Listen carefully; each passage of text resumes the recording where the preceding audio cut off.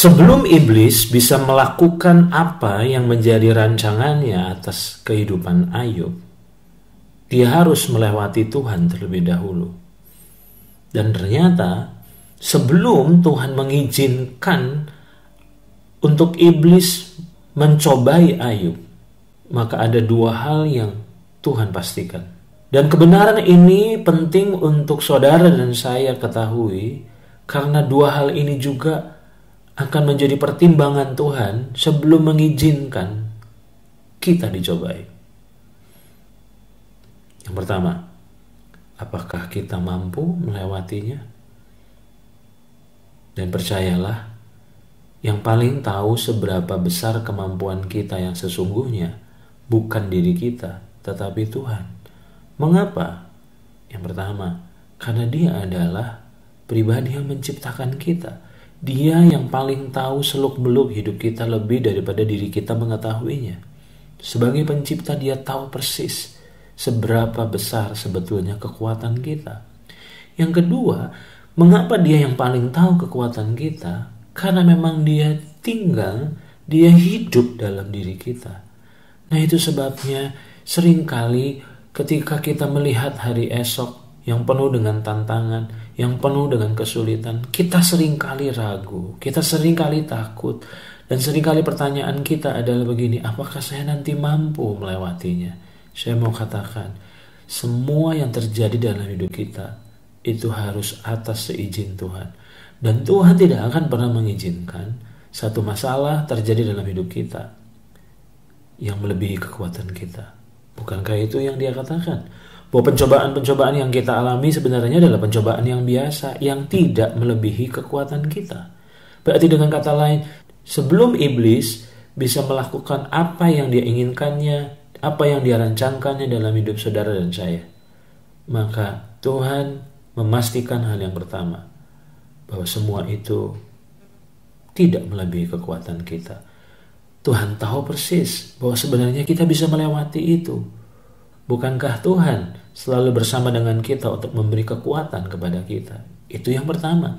Yang kedua, Tuhan tidak akan pernah mengizinkan satu masalah terjadi dalam hidup kita kalau semua itu tidak ada manfaatnya bagi hidup kita.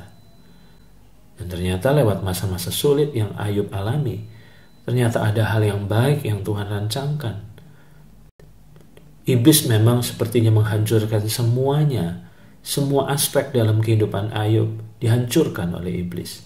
Memang benar, iblis mereka-rekakan yang jahat, iblis mereka-rekakan yang buruk, tapi kasih Tuhan yang luar biasa justru mereka-rekakannya untuk kebaikan.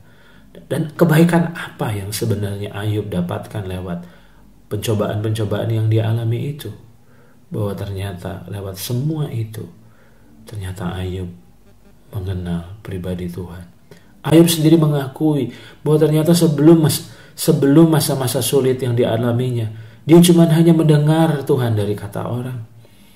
Tapi setelah melewati masa-masa sulit itu, justru dalam masa-masa sulit itulah, justru Ayub mengalami pengenalan akan pribadi Tuhan. Itu sebabnya selalu ingatkan dirimu bahwa semua yang Tuhan izinkan terjadi dalam hidup kita selalu harus melewati dua hal. Yang pertama, bahwa semua itu sebenarnya tidak melebihi kekuatan kita. Yang kedua, bahwa Tuhan memastikan bahwa lewat semua yang sepertinya buruk yang iblis kerjakan, justru ada yang luar biasa yang kita bisa dapatkan lewat hal itu. Dan kalau rancangan iblis itu tidak memenuhi dua syarat ini, percayalah bahwa Tuhan sebagai Bapa kita tidak akan pernah mengizinkannya.